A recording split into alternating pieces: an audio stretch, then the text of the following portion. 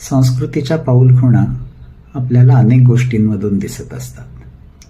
इमारती हा त्यातला एक प्रमुख स्रोत. संस्कृती प्रवाही असते, त्याला अनेक प्रवाह येऊन मिळत असतात आणि हा मिलाफ जो आहे तो इमारतींमधून त्या त्या काळात बांधलेला आपल्याला खूप स्पष्टपणे दिसतो. ब्रिटिश काळात आपल्याकडे खूप सार्वजनिक इमारती बांधल्या गेल्या. त्यांचं स्थापत्य हे त्यापूर्वीच्या भारतीय स्थापत्याहून खूप वेगळ्या प्रकारचं होतं. महात्मा फुले मंडई ही त्याच काळात म्हणजे 19व्या शतकाच्या उत्तरार्धात बांधलेली एक इमारत. काय आहे या इमारतीचं वैशिष्ट्य? काय सांगते ही इमारत आपल्याला त्या काळाबद्दल? HV देसाई कॉलेज आणि मटा कल्चरल क्लब यांच्या विद्यमाने या 29 तारखेला आपण जाणून घेऊ